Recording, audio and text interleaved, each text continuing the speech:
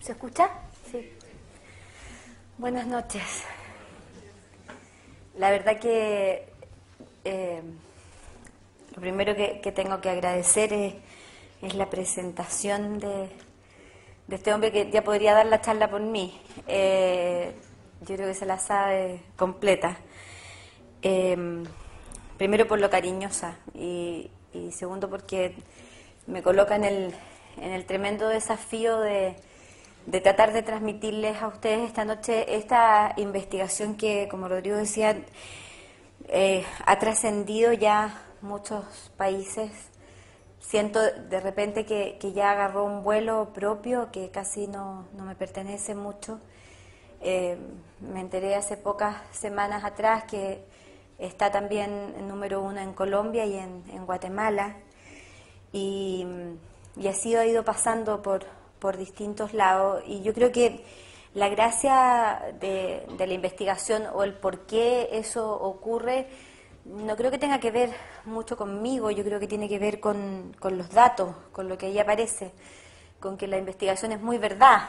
Y creo que en un mundo tan desordenado, tan caótico, con tan poca claridad desde los adultos para poder definir nosotros qué está bien y qué está mal, la investigación viene como a ordenar un poco y a, no sé si la palabra es clasificar, pero sí a distribuir mejor lo que son ciertos roles y lo que son otras cosas. La verdad que empezar a contar la investigación del Viva la Diferencia tiene que ver con el hablarles indudablemente con parte de mi vida. Yo hoy día en la tarde firmaba libros acá en la charla que hubo más temprano y me tocó firmar por primeras veces, creo, el segundo libro, el que escribí con el Coco Legrand, que ya salió aquí en Valdivia, ya se está vendiendo porque partimos al revés. La última ciudad en ser abastecida va a ser Santiago. Y me daba tanto nervio mirar el libro con el Coco y ver que nos demoramos un año en escribirlo, pero la connotación emocional que para mí tiene el Viva la Diferencia, pensar que yo muchas de las páginas del Viva la Diferencia las escribí llorando, era súper distinto ver como los ciclos o las etapas de la vida. Yo siempre digo que yo he tenido la fortuna y el tremendo privilegio de tener una vida súper difícil. Eso a mí me ha permitido como reinventarme muchas veces y tener que volver a generar recursos nuevos dentro de mí. Y el Viva la Diferencia en realidad no está exento de ese proceso. El Viva la Diferencia comienza en un proceso de mi vida. Yo me empiezo a preguntar acerca de estos temas después de que se produce mi separación matrimonial. Y después de yo salir como del estado de estupidez mental en el que quedé, que fue por harto rato, me empiezo a preguntar qué era lo que había pasado, le había pasado, me había pasado. Y lo primero que descubro como psicóloga es que no había nada hecho en relación a estudiar lo femenino y lo masculino en Chile, tampoco en Latinoamérica. Lo que más se acercaba eran aproximaciones de interpretación americanas que tenían que ver con los hombres son de Marte y las mujeres son de Venus, de John Gray. Y que después yo valido con John Gray algunos de los resultados de la investigación cuando valido la investigación en Estados Unidos, pero que no me permitía responder todas las preguntas que yo quería responder. Bueno, y en esto sigo yo estudiando este tema y llega un minuto donde empiezan a ocurrir dos cosas que ocurren, yo diría ya dentro del contexto de la consulta particular mía. La primera es que empiezan a aumentar los hombres que van a la oficina, solos. Ya no arrastrados por las mujeres, porque en general los hombres opinan que esta cuestión de ir al psicólogo es una pura estupidez, ¿no? Entonces, que va, que vamos a ir a puro ventilar problemas, yo no tengo por qué estarle contando a nadie las cuestiones que me pasan, que me va a decir el psicólogo que yo no sepa y que yo no tenga que hacer, y que si tú vayas a hacer alianza con el psicólogo al final se va a juntar a puro pelarme, la cuestión es que no van. Pero empiezan a ir solos, no precisamente porque estaba separada, que podría haber sido un buen dato para mi vida personal, pero tampoco era por eso. Empiezan a hacerse cargo, supongo yo, de sus emociones. Y yo ahí me empiezo a dar cuenta que la forma de presentar los conflictos de los hombres era súper distinta a la forma de nosotras, las mujeres. ¿En qué sentido? En el sentido que cuando un hombre sale de mi oficina la primera vez, yo siempre sé con quién hablé. sé lo que quiere, cuánto tiempo espera que dure la terapia, cuánta plata está dispuesto a invertir, cuáles son los objetivos del trabajo, cómo piensa y cómo siente, y se va.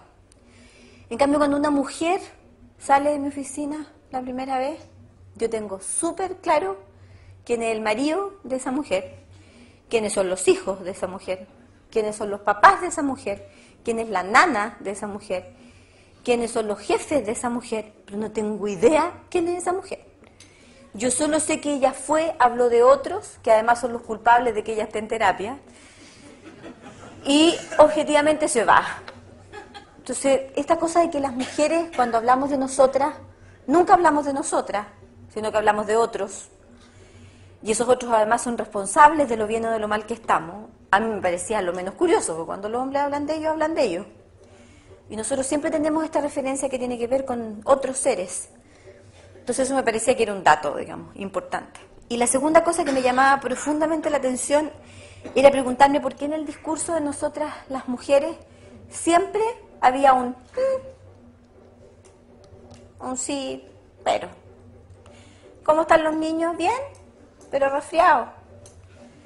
¿Cómo les fue en las vacaciones? Bien, pero nos tocaron 2 días nublados. ¿Y cómo quedó la comida? Bien, pero le faltó un poquito de sal al arroz. Yo como que lo hubiera cocinado un poquito distinto. ¿Que tenéis bonito el pelo? Sí, pero tengo las puntas florecidas. Qué bonita tu chaqueta. Ay, pero sí, están re viejas. Me encantó tu polera. Oh, pero la compré a Lucas. Entonces yo decía esta cosa de las mujeres de que todo es como sí, simpático, bueno, pero en realidad me miró como poco y como que llegó tarde.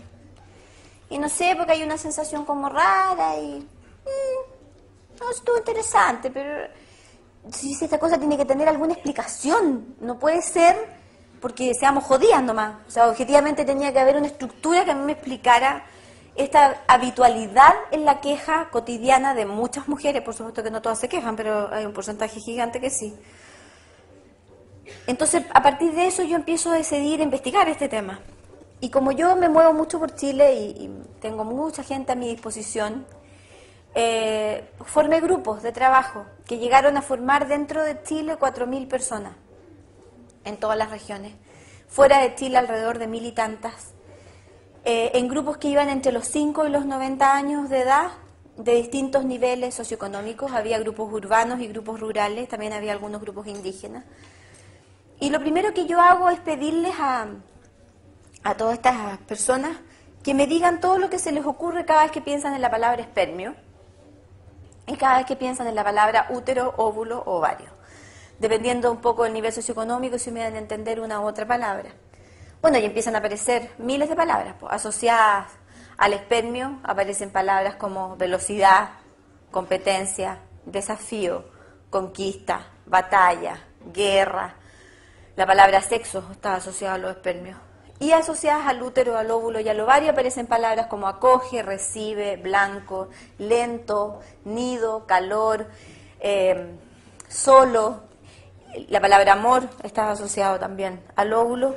Y empiezan a aparecer 2 que a la larga se convirtieron como en el gran macizo o en el primer gran bloque de la investigación, que era la palabra retener en el